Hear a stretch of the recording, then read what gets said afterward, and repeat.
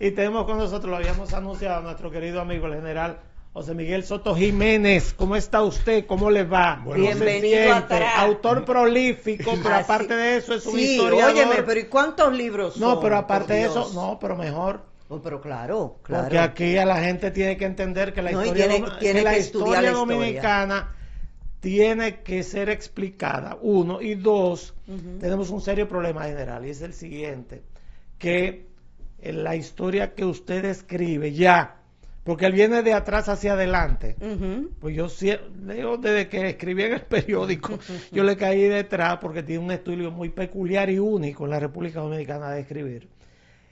Ya usted está entonces en la época contemporánea, porque comenzó por allá por el siglo XIX y ya va ahora por el tema electoral de hace 30, 40 años. Sí. Así que yo leí su libro, muchísimas gracias por habérmelo enviado. Y claro, estamos aquí para hablar de eso. ¿Cómo le ha ido? Pero debo decir otra cosa, para medio achicharrarte. Tú fuiste el primero, cuando yo estaba escribiendo ese libro, que yo te hice referencia del mismo. Como primicia. Sí, claro. ¿Verdad? Yo lo recuerdo. Y eso tiene sus razones. Y en la introducción tú hablaste de ella. La gente sigue casado con una realidad. No es que no ha desaparecido, lo que yo le llamo un sesgo cultural, pero que tiene serias modificaciones. O sea que aquí se dice mucho en política que cada maestro tiene su librito. Y hay libritos que siguen teniendo vigencia de los grandes, pero no exactamente le dan respuesta a la realidad, a lo que se llama la realidad objetiva. Por otro lado, decirle, más allá del cumplido que se tire, que me siento muy contento. Nosotros honrados. Sí, pero también yo debo decirle que siempre se usa la formalidad para decir, me siento muy bien, bueno, y de su lado, un invitado especial. No, yo me siento muy bien aquí, porque aquí pasa una cosa. Yo lo he repetido muchas veces. Aquí se articulan ideas. No es simplemente postular sobre cosas, sino que se busca la razón de ser. Y entonces te dije lo que yo a ti te tengo un particular, no solamente aprecio, sino respeto. Eso yo lo sé. Respeto, no por coherencia. ¿Por qué coherencia? Porque si tú examinas tu discurso, ¿verdad?, de hace unos años, y él habló de 40 años, no lo dije yo, de militancia, siempre ha sido coherente. Coherente. A mí, la gente coherente, no importa a qué línea pertenezca. Para mí, todas esas líneas son artificiales. Son artificiales. Hay que, en un país como este, hay que sacarle su comida aparte. Porque usted y yo estuvimos contrarios varias veces. No, pocas veces hemos coincidido. Pocas veces coincidido. Pero casi siempre hemos estado contrarios. Sí, pero siempre ha mediado el respeto. ¿Por qué? Porque la escuela de donde tú vienes, ¿verdad? Claro. Fue mi escuela familiar también. Fue mi escuela familiar. Y entonces, para eso sirve. Inclusive la historia no sirve para nada absolutamente, que no sea para complicarle a uno las fechas y los nombres, que no sea para eso, para tenerlo de referencia. Pero en este caso usted es protagonista de la historia, sí, porque la historia que usted cuenta en su libro, en su último libro, tiene que ver primero con una relación personal que fue casi accidental y yo diría que peligrosa por la época, desde el punto de vista de su permanencia en las Fuerzas Armadas, lo digo, por lo que usted cuenta de su encuentro con el expresidente Hipólito Mejía en Constanza. Sí. Que no lo conocía físicamente. No, lo dice su libro, yo leí el libro completo. Y me llama la atención porque usted entonces se exponía como un oficial superior de las Fuerzas Armadas, pero usted no era general ni nada parecido todavía, sino era coronel. Teniente, coronel. Exacto, y era coronel en el batallón más importante desde el punto de vista militar que tiene la República Dominicana, que son los cazadores de allá de Constanza, los mejor entrenados por el lugar donde está. ¿Qué lo llevó a usted a inmiscuirse en eso, aunque usted lo explica? Sí. Y en segundo lugar, cuénteme la historia de ese grupo de militares que plantearon una sonada militar, diría yo, frente a un peligro que ustedes pensaban había con la candidatura del doctor José Francisco Peña Gómez. 36 años hace de ese evento, porque fíjate que cómo se relacionan las cosas. Ese grupo comenzó con ese encuentro fortito, pero un día muy especial, porque él fue el 16 de mayo de 1990. El doctor Peña Gómez entonces no tenía ninguna expectativa, ni siquiera como el doctor Macluta, el licenciado Macluta tampoco tenían. El asunto era el PLD, el profesor Bosch, frente al doctor Balaguer. Que yo no sé si ustedes recuerdan que Peña Gómez fue donde el profesor Juan Bosch y le ofreció su apoyo incondicional. Y Magluta también. Yo digo, se habló entonces del fraude colosal. Yo digo que si hubiese aceptado, no se puede analizar lo que no pasó, si hubiese aceptado eso, si vemos lo que te gusta a ti, los números, tú vas a ver que el PRD sacó 350,000 votos. 18%. El 18%. O sea que no había posibilidad de ningún tipo de truco de cámara. Y Magluta creo que tenía un 100 y pico, sacó 100 y pico mil votos. Pero no fue así. Y fue por ahí que comenzó tu pregunta, fíjate. Yo estaba totalmente dedicado, y a eso debo mi prestigio dentro de las Fuerzas Armadas, mi prestigio militar, no como escritor, al entrenamiento de esa unidad. No había ningún tipo de sesgo político al respecto, ni nada por el estilo. Entonces, hicieron una reunión en la segunda brigada. El sexto batallón corresponde a la segunda brigada, para el asunto de la repartición de los viáticos que le toca a la policía electoral, donde las Fuerzas Armadas tenía, antes de estar reglamentado eso, tenía una participación importante. Entonces, después que terminó la reunión, estaban todos los coroneles ahí, subordinados a la brigada, comandantes de unidades. Yo bajé para irme. Y entonces en el patio, ahí en la explanada, había unos coroneles juntos, reunidos ahí, comentando. Y uno de ellos, que era el coronel, debo decirlo, no solamente porque está fallecido, me llamó. Y yo fui al grupo. Y me dijo, mira, Soto, tú tienes la mejor unidad del ejército en las manos. Yo no sé en lo que tú estás. Pero yo quería decirte que nosotros, está hablando del grupo de coroneles, nosotros no vamos a maltratar ni a matar a nadie para que este viejo siga en el poder. ¿Verdad? Yo le hice eso que tú dices del cuidado, le hice una observación. Le dije, mira, eso que tú estás diciendo, no lo digas, ni lo comentes. Dice, pero ellos todos están de acuerdo. Digo, sí, pero hay un problema. El comandante de esta brigada, ¿verdad?, es un hijo del doctor Balaguer, ¿verdad? Entonces, si él sabe eso, por más enllavado que tú estés, va a haber problemas. Va a haber problemas. Bueno, eso pasó. Yo era profesor del Instituto Militar de Educación Superior, el IMES.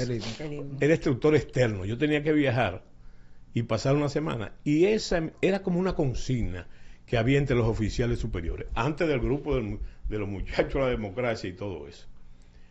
Entonces, estamos hablando del 90. Ahora. Estamos hablando del 16 cuando se inició el grupo. Entonces, yo lo cuento ahí, salía de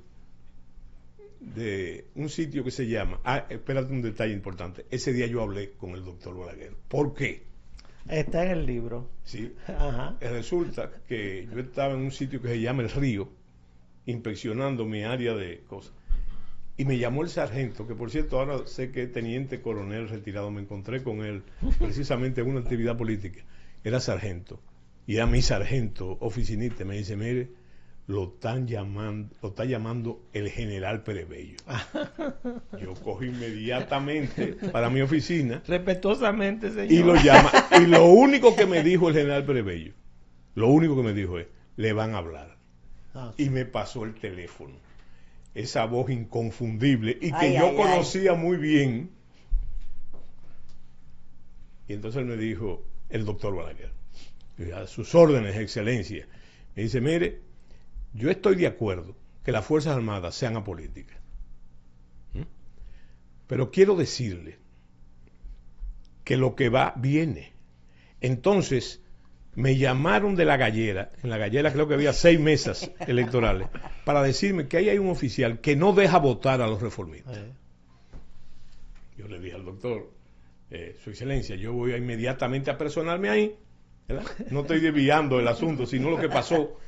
Voy ahí y efectivamente el que llamó y la que llamó al doctor Balaguer era una familia muy reformista de ahí de cosas. Primero se sintieron satisfechos con que yo hubiese ido a averiguar. Cuando yo le investigué ahí mismo, delante del oficial, me di cuenta que realmente él le hacía difícil a los reformistas acudir en cada fila, donde hay 4 mesas para votar. Solamente un paréntesis, la comunidad de Constanza tradicionalmente siempre fue balaguerista. Sí, siempre. Y además, había un señor que debo mencionar, que yo no sé si usted lo conoció, antes de Rafa Collado, que después se convirtió en el élite, que se llamaba don Amado García. Sí, claro. Que es el tronco reformista de ahí. Yo era íntimo amigo de su hijo, Sócrates García, que está vivo y está ahí. Y entonces, yo cogí el oficial cuando lo comprobé, lo desarmé y me lo llevé arrestado. ¿Verdad? Eso está en el libro. Eso está en el libro, sí. Entonces, ok, eso me indicó a mí que Balaguer estaba al tanto de todo lo que estaba pasando en todas partes. Y de todos los detalles. Entonces, yo cogí, llamé de nuevo al número que me dio el general Pérez Bello. Yo no volví a hablar con el doctor, ¿verdad? Entonces le dije al general Pérez Bello que le diera participación al presidente de la orden cumplida y lo que había hecho. Resulta que eso me indicó a mí que eso que tú dices, que él estaba atento de todo, a pesar de sus limitaciones. Entonces yo cogí y me dediqué a hacer un recorrido por todas las mesas electorales, ¿verdad? Apegado a la ley, porque resulta que los militares no pueden entrar a la mesa electoral, pero para ver qué estaba pasando, y sobre todo en la fila. Bueno, y estando ahí, salió un señor, recuerdo yo que andaba en Chacabana, no se me olvida eso, y ese señor era Hipólito Mejía, ¿verdad? Y él me dijo textualmente, Soto Jiménez, nieto de Cuchico Jiménez, ¿verdad? Mi papá, o sea, el papá de Hipólito y su abuelo eran íntimos amigos en el Partido Dominicano, trabajaban en el partido. Bueno, entonces, yo creo que mencionar el nombre de mi abuelo me dio aquiescencia para yo hablar con él. Y me dijo lo siguiente, mira, nosotros, se está refiriendo al PRD, ¿por qué? Porque él era el candidato vicepresidencial, sí, claro, de Peña, y encargado de supervisar el Cibao Central. Y como Constanzo es un municipio de La Vega, entonces me dijo, nosotros no tenemos nada que buscar ahora. Porque, textualmente, esta gente, se está refiriendo al PLD, no están preparadas para lidiar con este viejo, que se las sabe todas, ¿verdad? Yo quiero hablar contigo. Antes de, ingeniero, yo no puedo hablar con usted porque yo hasta que no entreguen las mesas de todo y se cierre el proceso ahí de la Junta Municipal, no puedo hablar con usted. Me dice, yo tengo que ir a Bonao, pero yo te voy a esperar. Entonces yo fui, se hizo así mismo y me fui al río, donde yo había estado. ¿Verdad? Y entonces, estando ahí, se me planteó eso, lo que yo le estoy diciendo, que había que prepararse porque él había encontrado muchas irregularidades en las mesas, ¿verdad? Y que entonces, bueno, es importante eso, que desde el principio, ¿verdad? Hay gente que me dice, pero eso no es Hipólito, pero es la verdad. Él me dijo, mira, esta gente le está pasando eso porque no tenía ningún tipo de referencia militar. Él no sabe lo que está pasando. Está hablando del profesor Bosch y del PLD. Entonces, importante, que él me dijo que la constitución de ese grupo que él estaba formulando no era para dar golpe de Estado, ni insurrecciones, ni golpe de mano, ni nada por el estilo, sino que era para proteger en su momento, cuando a ellos le tocara la voluntad popular, ¿verdad? Y de ahí nació el nombre, porque el doctor Peña Gómez nunca le llamó, a tu pregunta, nunca le llamó a los muchachos de la democracia. Eso es Hipólito Mejía, que le puso ese nombre, coloquial, ¿verdad? Y con cierto, digo yo que con cierto... No, porque la mayor parte eran oficiales jóvenes de las Fuerzas Armadas. Sí, de las Fuerzas Armadas, y además muy capaces. Es la generación de sustitución de los militares veteranos de Trujillo. Claro. Que eran los que apoyaban principalmente. Espérate, quiero decirte una cosa, que entre los beneficios que yo he tenido en mi vida es que yo he sido testigo, primero circunstancial y después testigo excepcional de acontecimientos históricos.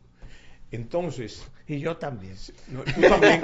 Y por eso te hice la salvedad que te hice anteriormente. Entonces, no solamente como tú te veías, sino como te veían los demás a ti, en un medio que, como todo en la política, era un medio difícil. Bueno, pero entonces yo fui testigo de excepción de que lo que entre Hipólito Mejía, el presidente Hipólito Mejía, y el presidente Balaguer llegaron a ser amigos, real y efectivamente. Se desató luego una relación muy importante entre ellos, de la que yo fui testigo también. Y yo lo conté en otro libro. Mire, en ese libro entonces, para salir de ese libro, porque falta la otra parte, sí, que es más importante y se nos ve el tiempo. Perfecto, nosotros ganamos las elecciones. Esas elecciones las ganamos nosotros. Sí. Nosotros las ganamos por poco. Yo hablo del Partido Reformista, del presidente Balaguer. En el 90 ganamos nosotros le ganamos por poco. Yo estaba ahí, del otro lado. Yo estaba donde se contaban los votos en el centro de cómputo del partido. Sé lo que pasaba. Parecía a las 2 o 3 de la mañana que habíamos perdido. Teníamos una ventaja, el PLD tenía una ventaja corta, pero sucedió lo siguiente, porque hay una verdad histórica. Nosotros teníamos 2 asesores, y entonces los asesores dijeron, en el sur esa tendencia va a cambiar. 2 asesores venezolanos. Uno de ellos es, ahora me voy a acordar el nombre. En el sur esa tendencia va a cambiar, porque lo primero que llegó fue el Cibao, y el Cibao lo ganó entero. Que según mis informaciones, ese asesor lo trajo Jacinto. Sí, claro que sí, era con nosotros que estábamos, por supuesto. Y del Maro Martínez se llama. Así se llama. Era del COPEI. Era lo que nos entrenaba a nosotros. Dice, esa tendencia va a cambiar. Pero yo fui a mi casa perdido. Yo le dije a mi mujer, porque a mí me pusieron a regar las medicinas de la campaña entera. Entonces yo le dije a Ángela, digo, mira, yo tenía dos hijos en esa época, exacto, no 3. Le decía, mira, esos muchachos, prepárate, nos tenemos que ir del país. Se fui yo.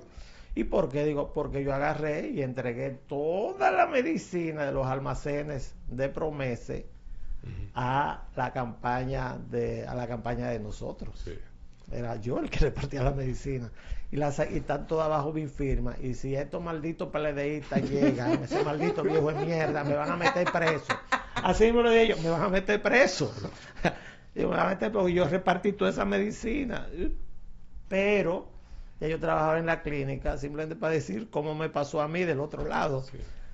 Yo trabajaba en la clínica y fui al otro día, los médicos la mayoría eran PLDistas, y yo me estoy poniendo la ropa. Y estaban, que perdiste, no sé qué cosa. Estoy poniendo la ropa verde y miro en la televisión el boletín de la Junta Central Electoral. El Partido Reformista arriba. Le dije yo a usted, perdieron. Perdieron. No, y además, nosotros ganamos las elecciones, nosotros le ganamos desde San Cristóbal a Teliapiña. Y tú dijiste también, no nos vamos. Exacto. No nos vamos. Ya no háblame ahora de la otra campaña, donde yo estaba también en el otro lado, y es mucho más compleja que esa. Sí, pero del 96, lo que no podemos borrar, porque las cosas no son, como tú has dicho, sino como se perciben. Entonces, el profesor Bosch, y por eso yo conté lo de Santiago, mandó originalmente. Eso fue una crisis electoral que duró meses. Sí, claro. ¿Verdad? Yo lo recuerdo muy bien porque yo duré casi 60 días cuartelado por esa crisis. Yo estaba en la casa de Juan Bosch. Sí, y nació aquello del fraude colosal. Sí, lógico. ¿Verdad? Que no fue ningún fraude, ¿usted oye? Sí, bueno, pero se dijo eso. que fue el caso aquel que se dijo que íbamos para la calle. Le ganamos. Sí, pero yo digo que si el profesor Bosch, afortunadamente no fue así, persiste en mandar a la gente a la calle, no iba a pasar lo que él pensaba que iba a pasar. Totalmente. Porque yo le dije, yo le dije a ustedes la consigna, vamos a llamar así, de los coroneles. Pero ¿qué sucedió en ese momento? Que fueron días bastante complicados. La cosa volvió, porque mira, hay una cosa que hay que tomar muy en cuenta. Aquí se dice, Leonel Fernández fue presidente por Joaquín Balaguer, ¿verdad? Yo creo que hay que decir dos cosas. Primero, que el presidente Balaguer, proteo de la política dominicana, no solamente puso un presidente, puso dos. Porque si el doctor Balaguer accede a la segunda vuelta, quizás las cosas hubiesen sido diferentes. Sin embargo, el doctor Balaguer, bajo el argumento de que él no iba a someter al país, ¿verdad?, a un nuevo, y con lo que eso conllevaba, entonces, pues entonces que no fueron uno, fueron dos. Ahora bien, ¿qué sucedió? Todo marchó con ese grupo, cada cual siguió su carrera militar, el grupo siguió activo, pero realmente se cometió un error, que es el error que hay que saber con el asunto de las expectativas, ¿verdad? Ya para el 94, que es la segunda, el grupo había crecido demasiado, había crecido mucho, y por lo tanto el grado de exposición del grupo entonces comenzó a complicarse, hasta tal grado, que fue lo que yo te dije por teléfono, no debí decírtelo por eso teléfono. Tenemos que discutirlo usted y yo, esa parte. A tal grado que te voy a decir algo. No, espérate. Sí, porque una reunión de 100 y pico de militares en una casa civil, como que no, el DNI no se entera, el DNI de Balaguer. Pero no. Eso puede ser. Sí, no. Fue así hasta el momento, te voy a hablar del 94, porque en el 94 pasó una cosa, para lo que nosotros fuimos formados, para que se respetara la voluntad popular, resulta que llegó en el 94, con las mismas quejas y ese tranque que hubo. Entonces, resulta que, te voy a corregir, no fue en una sola casa. Fueron más de 40 reuniones. Y con las mujeres. Porque con las mujeres sirviendo. Sí, ¿tú sabes por qué? Pero por favor. ¿Tú sabes por qué?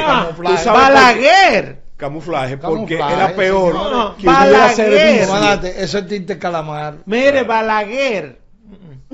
Ese hombre era el hombre más activo del mundo. Sin especular, yo te voy a decir algo. Sobre eso mismo, sin especular. Y por eso te digo que después de todo este tiempo y analizar,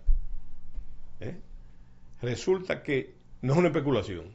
Para la segunda reunión del presidente Balaguer con el doctor Peña Gómez, que fue en su casa, no en la biblioteca primero después, el doctor Balaguer le dijo a Peña Gómez la fórmula del 2 y 2, con una condición, que él adelante, los años del 2 adelante, ¿verdad? Por lo que eso suponía.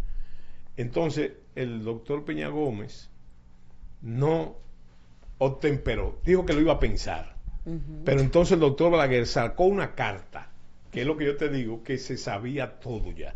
No se sabía todo el que estaba, pero sí había dos personas que él conocía porque le hizo referencia. Una de ellos fue a Soto Jiménez y la otra a Polanco Salvador. Los dos con conexiones familiares, ¿verdad? Entonces, él le dijo, mire, la garantía de que yo voy a cumplir es que yo le voy a nombrar a Soto y a Polanco en el Estado Mayor y búsqueme la lista de los otros oficiales, eso está en el libro también, para nombrárselo en el Estado Mayor. Esa es la garantía. Simplemente una acotación. Balaguer, eso era lo que hacía. Sí. Llegaba allá, Salazar. ¿Usted es familia de? Sí, gobernaba el país así. Gobernaba el país. Eso era lo normal, lo que dice lo normal. General. Entonces, resulta que el doctor Peña Gómez se fue a la Internacional Socialista y me mandó a llamar. No obstante eso, usó la figura que usó, que fue Hipólito Mejía, para que me llamara. Me llamó directamente, pero no por el teléfono habitual, porque le voy a hacer un truco de inteligencia de la época, ya eso no tiene cosa. Y es que en el aparato del teletipo, el fax, eso es una línea telefónica. Claro. Y entonces, nosotros para hacer ese tipo de llamada, Era por esa vía. Sí, yo era director de operaciones en ese momento. Entonces me llamó y me dijo que fuera inmediatamente a la Internacional Socialista que quedaba en la López de Vega. Sí. Por falta de experiencia y también muy entusiasmado, yo fui hasta vestido de militar. Y ahí encontré, que eso hay que tomarlo muy en cuenta, encontré al grupo de mando del doctor Peña Gómez, que tenía una particularidad ese grupo. Ese grupo tenía la misma cercanía, más o menos con Peña Gómez, pero no eran amigos entre sí. ¿Verdad? Entonces, cuando él me dice eso públicamente, pero con una euforia increíble de cosas, ¿verdad? Yo le dije, mire doctor, yo no le voy a dar esa lista, ni permito que usted se la dé, delante de todo el mundo, porque el problema no es el doctor Balaguer. Yo estoy convencido que el doctor Balaguer va a cumplir. No es eso. Es que el grupo de atrás, que era un grupo poderoso, civil y militar, si usted le entrega esa lista, nosotros somos muertos con cédula, pero no por de vida. Te estoy hablando de perder la carrera, ¿verdad? La carrera y entonces, la reputación. Ahí ellos se pusieron a opinar. Yo digo que de todo el grupo, de todo ese grupo de mando, solamente hubo 2 personas que estuvieron de acuerdo con el 2 y 2. Uno era Hipólito Mejía y el otro era Atoey de Cano. Después todos los otros, que eran 6 o 7, estuvieron en contra, y eso primó. Pero yo, para no hacerte el cuento muy largo, al final el presidente Balaguer, aun violando la Constitución vigente, hizo el 2.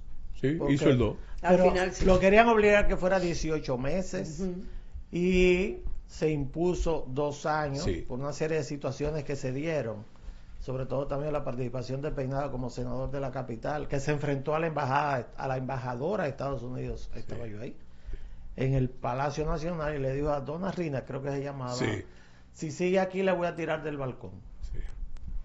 Porque ella estaba empujando que era 18 meses. Sí, era natural. Y nosotros, claro, asumimos 18 meses con dolor en nuestra alma, pero fue una violación a la Constitución vigente. Sí, bueno, pero yo eso me lleva a decirte, producto de mi experiencia también, de cosas que yo viví. Usted va a tener que volver, general. Y en otro proceso. Ahora que falta la te diré. Ahora que falta lo mejor de la historia. ¿Tú sabes cuál es el corolario? Que el doctor Peña Gómez le tenía una profunda admiración a Joaquín Balaguer. Sí, eso sí. Y el otro es que el doctor Peña Gómez, Balaguer le tenía, si no admiración, consideración, porque a mí no se me olvida el famoso discurso donde él compara a Peña Gómez, el doctor Balaguer, con Eleazar Gaitán, a propósito de las elecciones, ¿verdad? Y advirtiéndole, aparte de su grupo, de que no se podía atentar contra la vida de Peña Gómez, porque podía provocar una cosa que él vivió, que fue el Bogotazo. Totalmente. Bogotazo. Pero que la gente no él era embajador de la República Dominicana en Colombia cuando estaba ahí también en el Bogotazo. Fidel Castro. Y hoy otra cosa que tú no has dicho. Se dice que para sacar a Fidel Castro de Bogotá, de Colombia, fue el doctor Balaguer que sirvió de intermediario, ¿verdad? Para que él pudiera salir. Eso conta. Bueno. Incluso usted acaba de dar en un punto central en su explicación, y es que la cantidad de oficiales que usted menciona, yo soy testigo de excepción, año 1979, fueron mis entrenadores. Claro. La mayoría en la academia. Y eran cadetes. Y estamos hablando de la crema innata de las Fuerzas Armadas. Tanto el comando de cuerpo, desde el comandante de cuerpo, el director de la academia, el subdirector. Estamos hablando de oficiales que... De primera. De primera. De alta calidad profesional. Pero déjame decir una cosa. ¿Por qué yo digo esto? Porque yo debo cargar, ¿verdad?, con un fardo interesante. Testigo de excepción, yo sé que ya se sabía todo. Claro. Se supo todo. Y entonces vino el 96, ¿verdad? Pero el doctor Balaguer, no sabiéndolo todo, porque me consta, es más, me consta inclusive documentalmente. No pensionó a nadie. No pensionó a nadie. Entonces, ¿qué me lleva eso a decirte? Que el que nos salvó a nosotros, básicamente, fue el doctor Balaguer. Así es. Y hay otro detalle, no solamente nos salvó, ¿no? Sino que yo tengo, por eso y otras cosas, conversaciones posteriores con el mismo doctor Balaguer, y yo tengo la impresión de que el que comprendió el sentido real de ese grupo fue el doctor Balaguer. Él lo comprendió, ¿verdad? Después entonces quisieron, ese mismo grupo, decirle, bueno, pero si el doctor Balaguer no lo va a votar, que lo vote el entrante. No. Pero el entrante tampoco nos votó. Y acuérdese que yo estaba al lado de uno de los que decidían si sí o si no, que era Norge. Sí. Y a Botello se le hizo la propuesta y nunca entró en esa sí, bueno, pero el problema que yo veo en este caso, que hay que comprender el asunto, ¿verdad? Porque tú dijiste algo o insinuaste algo muy interesante. Ese grupo yo le llamo una anomalía institucional frente a una anomalía nacional. Pero la gente no ha comprendido todavía. Hay gente que lo comprende, que lo sabe. El doctor Balaguer fue el hombre de las transiciones en este país. Claro. El primero de la dictadura a la democracia. Después de la guerra civil. Usted asume que sí, porque mire, ya se nos va el tiempo, pero sí, es buena esa acotación suya, porque yo voy a tomarle la palabra, por supuesto, que es un pleito que yo tengo con Leonel Fernández. Sí. Un pleito, pero de verdad. Es un pleito y me ofendió en lo más profundo de mi corazón. Sí. El presidente Fernández. Él fue a España a una entrevista con el periódico The Objective, y en esa entrevista está publicada. El periódico tiene el título en inglés, pero es un periódico en español, porque es de España. The Objective, ustedes lo pueden buscar. Y en esa entrevista el presidente Fernández dice que la democracia comenzó en la República Dominicana en 1978. Y yo digo que no. La democracia comenzó en 1966. Ayer se cumplió un año más de la elección del presidente Balaguer en el año 1966. Y asume 1 de julio de 1966. Ahí inicia la democracia. Sí. Según mi juicio, que claro, por supuesto, es un pensamiento totalmente estructurado alrededor de la centro-derecha, que ya no existe. Yo no creo en eso. Pero sí, históricamente yo estoy vinculado a la democracia cristiana y, por supuesto, al pensamiento conservador. Pero ese es un pleito que yo tengo ahí montado desde hace meses. Lo que pasa es que tú lo ves desde, yo lo veo, yo lo digo mejor. Ya no vamos. Yo lo digo mejor, yo digo, sí, porque tú calientas la pita y te vas. Bueno, por el tiempo que hay, sí, usted está invitado aquí a venir cuando quiera. Sí, yo lo que veo es, cuando usted quiera. Yo me refiero a la Guerra Fría. El mensaje está dado. A la Guerra Fría, ¿verdad? La Guerra Fría. Yo pienso, bueno, recuerden que el doctor Balaguer, señores, fue declarado por sus adversarios el padre de la democracia dominicana. Claro que sí. ¿Verdad? Claro que sí. Bueno, yo lo que te digo a ti, que hay que tener en los tiempos. Yo recuerdo, ya para irme, fíjense. Porque yo le voy a decir, para que usted tenga que volver, le voy a decir el merenguito que nosotros cantamos en el 94. Sí, pero yo te voy a decir, yo te voy a decir, en el 96. Yo te voy a decir lo que dijo el doctor Balaguer en su último discurso político como candidato en San Cristóbal. Yo estaba en Washington y cuando leí eso, creo que me estaba tomando una Coca-Cola y me tragué el hielo completo. Porque el doctor Balaguer dijo que reconocía los excesos que se cometieron en el régimen llamado los 12 años, pero que había que comprender que él gobernó con una fuerza armada fundamentalmente trujillista. Totalmente. Eso quiere decir muchas cosas, ¿verdad? Y con los comunistas queriendo tomar el poder, mandando a Fidel, queriendo tomar, nos declararon la guerra, la izquierda revolucionaria, después del Congreso ese, Hilda Gotró, declararon la guerra armada al doctor Balaguer. Así, 1969. Sí. El Congreso Hilda Gotró, vamos, lo mejor al campo y vamos a tumbar a este viejito. Sí. Él no era tan viejito. Sí. Bueno, pero espera, eso que tú dices. Prócer nacional. Sí, pero eso que tú dices, el papá de Guido Gómez, el Moreno, en esa que estaba diciendo que papel lo que decían, Balaguer muñequito de papel. Y el papá le dijo, tengan cuidado con limpiarse con ese papel, porque dice que eso es papel de lija. Mire, ya nos vamos. Oye, Máximo, lo que nosotros cantamos para que él vuelva es porque faltó la mejor parte. Bueno. Hasta aquí llegamos, hasta la elección del 94, falta la del 96. Ahí ya yo diría una campaña, yo hacía muchas cosas y... Bueno, ahí está. Es otra historia. 45.5, 38 y 13.7. Eso fue el resultado de la primera vuelta. Única vez que ha habido dos vueltas en el país. 96, miren, nosotros cantábamos un merenguito que decía cómo era, hablando de Peña Gómez. ¿Y qué es lo que quiere esa gente? Hablando de la gente del PRD. ¿Y qué es lo que quiere esa gente? Ajá, papá, que hablemos patuá. Sí. Ahora, fíjate un detalle importante. Fíjate un detalle importante ya para irnos. Sí, ya fíjate que... ¿Y cuándo vuelve, general? No, cuando tú me invites. Ah, pues ya está. Ya está. Tienes que invitarme otra vez porque falta la segunda parte de la tanda. Pero fíjate un detalle final. El doctor Peña Gómez, en todas las reuniones con nosotros, nunca se refirió peyorativamente al doctor Balaguer. Y el doctor Balaguer nunca sacó eso que tú estás diciendo. No, porque éramos nosotros. Eso éramos nosotros. Eso no era él, éramos nosotros. Bueno. Señores, el general José Miguel Soto Jiménez ha estado con nosotros. Este programa es, ¿cómo es la cosa? ¿Cuál es el lema? Dímelo. Exacto, no tiene que ser aburrida. Claro. Pero entonces si es así, un saludo muy dominicanista.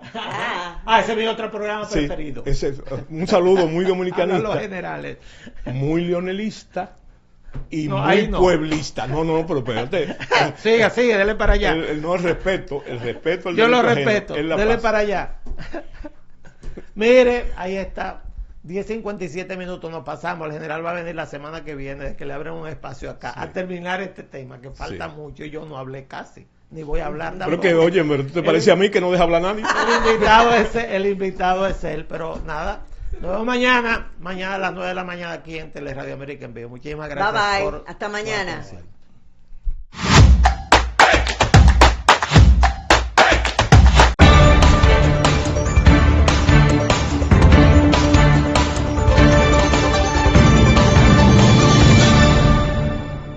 Saludos, gracias por la sintonía. Lisandra Geraldo.